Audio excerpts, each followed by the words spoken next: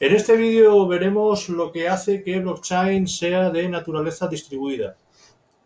Vamos a ver cómo funciona el mecanismo de consenso de Bitcoin, llamado Proof of Work o el llamado POW. Y veremos cómo encaja para resolver el problema de los generales bizantinos.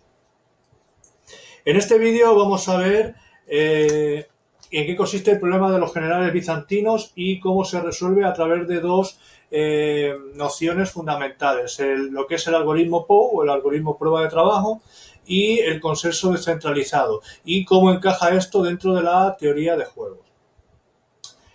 El problema de los generales bizantinos es una manera de abstracción, ¿no?, para descubrir un problema que surge en la informática teórica, derivada de las matemáticas e introducido en un paper del año 1982.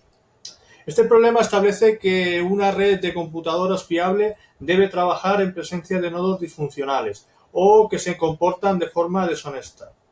Nodos deshonestos son aquellos que, por accidente o a propósito, envían mensajes que no se ajustan al protocolo establecido en la red. Originalmente este problema se argumentaba de la siguiente manera. El ejército bizantino ha rodeado una ciudad enemiga. El ejército está organizado en varias unidades. Cada unidad está comandada por un general.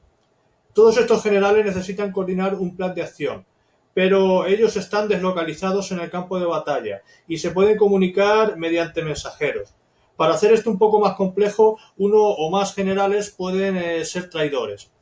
Estos generales desleales pueden mandar mensajes no legítimos a la red y tratar de destruir el plan del resto de generales, que puede ser, por ejemplo, atacar, esperar o replegarse. Para encontrar solución a este problema, el algoritmo debe ser capaz de permitir a los generales llegar a un consenso o acuerdo en presencia de generales traidores.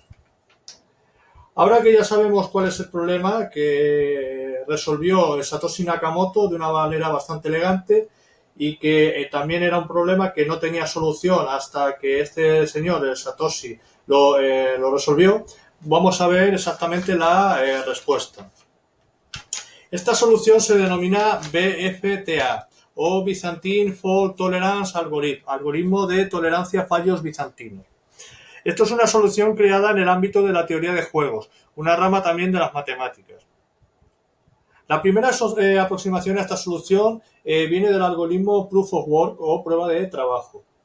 En este caso, los nodos son los generales y en Bitcoin son los mineros. Una red de nodos es una colección de computadores que pueden recibir, almacenar y crear datos que se utilizan y que se envían a través de la red. Un axioma fundamental aquí es que todos los nodos desconfían de todos los demás, o sea, nadie se fía de nadie. El Proof of Work garantiza que se llegue a un consenso, incluso ante la presencia de nodos deshonestos o los llamados nodos bizantinos. Gracias a Proof of Work garantizamos que el nodo que desee enviar y validar un mensaje deba realizar antes una prueba de trabajo, y esto es un voto en lo que se denomina consenso. Ya que se requiere una prueba computacionalmente costosa, evitamos que nodos bizantinos o traidores inunden la red con mensajes falsos, consiguiendo evitar los ataques de denegación de servicio, los llamados DOS. Y aseguran que los mensajes que se ejecutan en la red sean legítimos. Estos mensajes son los que se usan para lograr consenso. También, si miramos el lado de los nodos bizantinos, tenemos que no merece la pena falsear la prueba de trabajo para invalidar consenso, ya que podemos utilizar este poder computacional para seguir las reglas de consenso y ganar. Esto es dentro del contexto de la teoría de juegos. Ahora nos introducimos en el concepto de minado, que seguramente habrás oído hablar. El minado involucra al Proof of Work y resulta de la generación de nuevas monedas como recompensa al trabajo de tiempo y energía que los mineros emplean.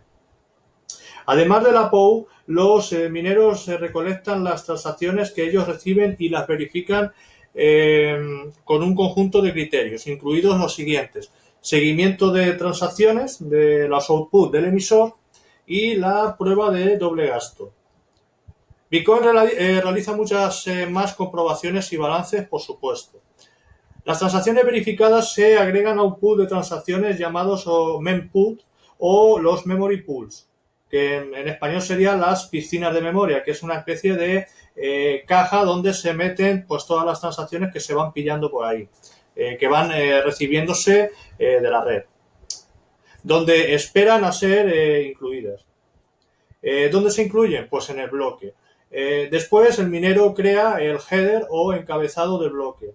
Este header incluye un resumen de las transacciones del bloque, un link al bloque anterior en forma de hash, un timestamp o sello de tiempo mostrando la fecha de creación y una prueba de trabajo válida. El resumen de todas las transacciones se llama root hash, o que es una transacción, o sea, que es una raíz del árbol de Merkle de las transacciones.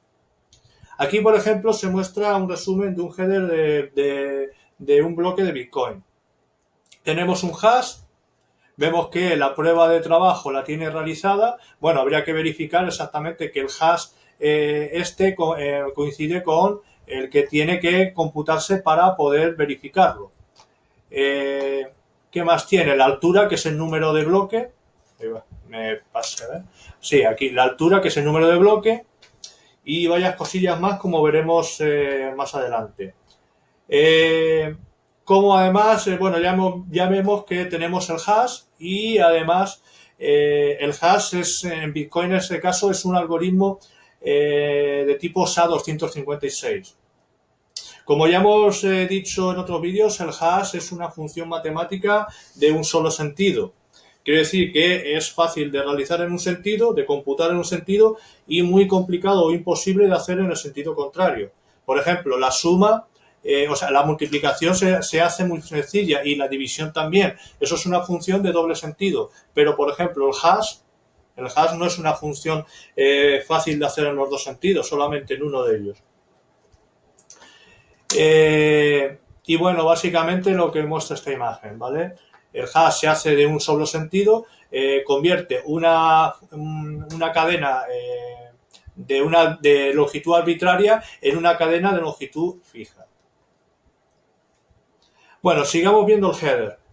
Tenemos dos campos también importantes, el campo dificultad y el campo nonce. Bueno, antes de nada vemos también la raíz de Merkle, ¿vale? Esto es el final, o sea, el resultado de la computación de una estructura llamada árboles de Merkle, que lo que hace es aglutinar en simplemente un hash todas las transacciones que tiene el bloque.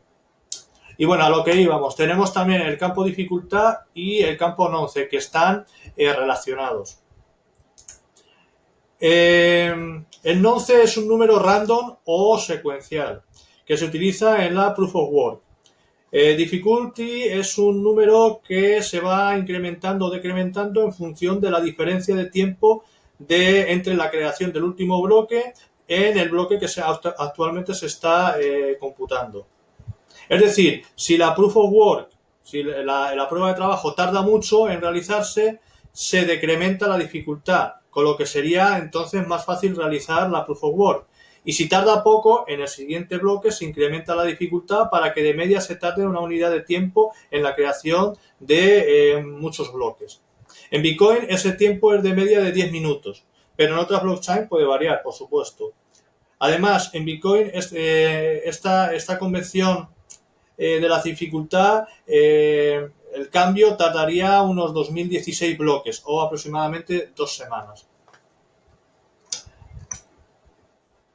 Por otro lado, para dar una idea del procesamiento que utilizamos en general los bloques, usaremos un término que se llama hash rate o número de hashes por segundo.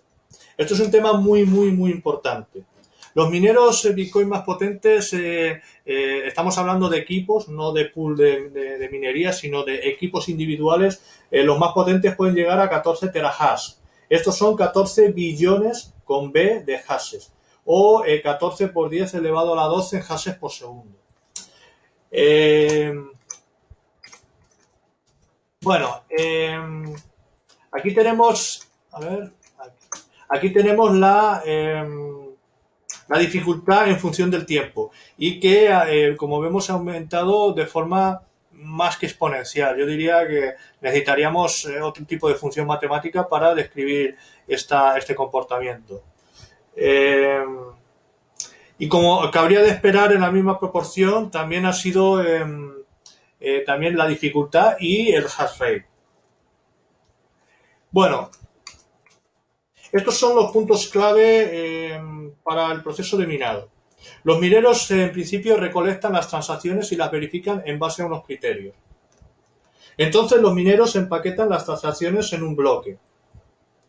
A este bloque le añadimos un header con información relevante. También se calcula el proof of work. Después, el minero que encuentra el POU, la prueba de trabajo satisfactoria, recibe la recompensa llamada Coinbase. En realidad, todos los mineros, cuando computan las transacciones, añaden ese tipo de transacción. La dificultad se va ajustando por protocolo para que de media se tarde en la creación de bloques, en el caso de Bitcoin, 10 minutos. También esta dificultad se ajusta cada 2016 bloques. Y a más dificultad, más hash rate y más energía se consume en la red.